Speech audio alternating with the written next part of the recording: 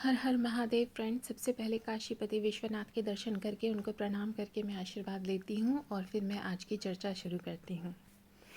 आज मैं एक ऐसे देवता के विषय में बात करने वाली हूँ जिनके बारे में बहुत ही कम लोग बात करते हैं, और बात भी करते हैं तो कुछ अलग तरीके से करते हैं। लेकिन मैं एक आज बहुत ही अलग टॉपिक उठाकर लेके आई हूँ और उनके बारे में बात करूँगी। ये हैं कामदेव। कामदेव को जनरली हम कंसीडर करते हैं काम वासना को, इच्छाओं को बढ़ाने वाले देवता के रूप में, और ऐसा माना जाता है कि कामदेव हैं जो वासना का संचालन करते हैं।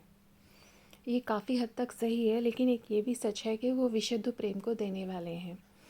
इस संसार को चलाने के लिए कामदेव की कृपा की बहुत ज़्यादा ज़रूरत होती है। ये एक लविंग मैग्नेटिज़्म हमारे अंदर क्रिएट करते हैं, जिसकी वजह से लोग शादी करते हैं, प्यार में पड़ते हैं, एक दूसरे के हो जाते हैं। तो एक कामदेव का जो एक रोल है ना, सृष्टि को चलाने के लिए बहुत महत्वपूर्ण है, और इसे हम कभी भी इग्नोर नहीं कर सकते। क्योंकि अगर लोग प्यार करना छोड़ देंगे, शादी करना छोड़ देंगे, एक दूसरे को चाहना छोड़ देंगे, तो सृष्टि तो रुक ही जाएगी ना। तो ये कामदेव का एक बहुत ही ज़रूरी रोल होता है। अब इसमें साथ में बात ये आ जाती है कि कामदेव का एग्जैक्टली क्या है। कामदेव को कुछ लोग तो ब्रह्मा जी के मन से प्रकट मानते हैं, कुछ लोग कृष्ण जी के उससे, कुछ तीनों देवताओं की शक्ति से, ये बहुत सारी हैं, लेकिन मेनली यही मानते हैं कि ब्रह्मा जी के मन की शक्ति से उत्पन्न हुए तोते इनकी सवारी हैं। और जनरली ये खुद भी ग्रीन और रेड कलर में ही नज़र आते हैं। गन्ने यानी कि शुगर केन का बना हुआ धनुष ये यूज़ करते हैं, और 5 प्रकार के बाण अपने साथ लेकर चलते हैं जो फूलों से बने हुए हैं। इनका जन्म का उद्देश्य स्पष्ट है कि संसार में प्रेम को का प्रसार करना है, सृष्टि को चलाना है। लेकिन एक महत्वपूर्ण उद्देश्य ये भी है कि सृष्टि में सुंदरता बनाना। अब लोग वैलेंटाइंस डे मना रहे हैं, लेकिन मेरे यहाँ देखिए, हमारे हिंदू धर्म में तो एक पूरा का पूरा महीना ही मदनोत्सव के नाम से डेडिकेटेड है। पूरा बसंत जो है वो कामदेव का मंथ माना जाता है, और होली भी इसके लिए ये भी माना जाता है कि क्योंकि कामदेव को भगवान शिव ने अपने तीसरी आँख खोलकर भस्म कर दिया था। क्योंकि सती माता के जाने के बाद भगवान शिव घोर वैराग्य में, तप में चले गए थे। उसके बाद पार्वती माता ने के रूप में सती माता ने जन्म लिया। क्योंकि अब ये दोनों शादी कर सकें, इसीलिए ये इनको देवताओं ने भेजा। इन्होंने भगवान शिव पर बाण चलाया। प्रेम का परिणाम स्वरूप भगवान शिव ने अपनी तीसरी नेत्र को खोल दिया, जिससे तीव्र अग्नि निकली और कामदेव भस्म हो गए। जब कामदेव पूरी तरह भस्म हो गए, समाप्त हो गए, तो रति गहन शोक में चली गई, और उन्होंने भगवान शिव से प्रार्थना किया कि कामदेव का के बिना इस संसार में क्या होगा, कैसे होगा। और दोनों में कहते ना, काम और रति इस दुनिया का सर्वश्रेष्ठ सुंदर जोड़ा है, तो रति काम के बिना कैसे जीती। उन्होंने बहुत प्रार्थना की, तो भगवान शिव ने उन्हें अशरीरी रूप दिया, और साथ ही वरदान भी दिया कि भगवान श्री कृष्ण के पुत्र के रूप में कामदेव पुनः जन्म लेंगे, और रति उन्हें तब प्राप्त कर सकती हैं पूर्ण शरीर रूप में।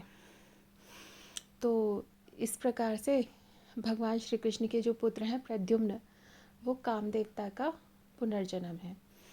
होली जो हम खेलते हैं, तो ये इसी बात का, इसका एक ये भी मूल कारण माना जाता है, किंवदंती है, कथा है, और कहीं मिलता भी है कि इसी दिन भगवान शिव ने कामदेव को जलाकर भस्म किया था।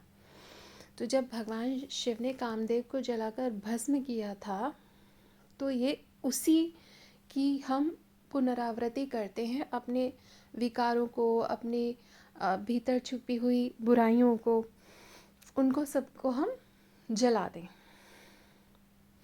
और एक्चुअली इसका साइड इफ़ेक्ट ये भी होता है कि एक एनवायरनमेंट की क्लीनिंग हो जाती है। और जो ये हम होली पर चंदन वगैरह लगाकर खेलते हैं, चंदन लगाते हैं एक दूसरों को, फूल मारते हैं, टेसू के फूलों का पानी डालते हैं। मैं आज के मॉडर्न केमिकल कलर्स की बात नहीं कर रही हूँ, मैं ट्रेडिशनल कलर्स की बात कर रही हूँ। तो ये है कि वो एक तरह से कामदेव को चंदन लगाने से उनका जो शरीर जला था उस पर शांति मिलती थी। तो ये उसी का ही प्रतीक है। टेसू का पानी शरीर को शीतलता देता है और गुलाब जल का पानी शरीर को शीतलता देता है। चंदन का लेप शीतलता देता है। तो ये इसके लिए ही होते हैं। एक तरह से मदनोत्सव का एक अंतिम पड़ाव सा मान लीजिए कि हम उस दिन इस तरह से कामदेव की उपासना करते हैं। कामदेव का मंत्र भी बहुत लोग करते हैं, लेकिन ध्यान रहे अगर आप कामदेव का मंत्र बहुत ज़्यादा करेंगे तो पैशन एक लिमिट में हो तो अच्छा है। जब पैशन छूट जाता है तो वो हमें भटका भी देता है। इसलिए कामदेव के मंत्र को रेगुलर ना करें और इसका मिसयूज़ बिल्कुल ना करें। बहुत सारे लोग कामदेव का मंत्र करते हैं कि उसे फंसाना है। ऐसा कुछ नहीं है। अगर आप ये करेंगे तो डेफिनेटली आप बहुत ज़बरदस्त नकारात्मक कर्म बनाएंगे जिनके आप पे बुरे प्रभाव पड़ेंगे। कामदेव कोई रिमोट कंट्रोल से चलने वाले देवता नहीं है। उन्हें अच्छे और बुरे की समझ है। आप अच्छी कामना करेंगे तो ज़रूर पूरी होगी और बुरी करेंगे तो बुरा भी होगा। तो दोस्तों, तोते के प्रति अपना प्यार बनाए रखें। तोतों के साथ बुरा सलूक ना करें, पिंजरों में बंद करके टॉर्चर ना करें। तोते को मिर्ची खिलाइए, कामदेव की कृपा मिलती है। दूसरी बात एक और है कि तोते की सेवा करने से हमारी मेमोरी शार्प हो जाती है, हमें चीज़ें बहुत याद होती हैं जल्दी जल्दी।